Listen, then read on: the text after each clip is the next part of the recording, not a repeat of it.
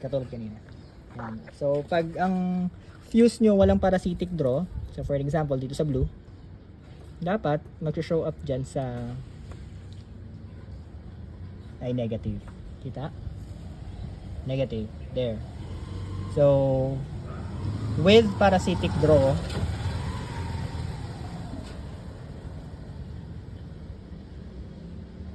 there. So, positive na kagad siya. So, positive 1.8 yung lalabas.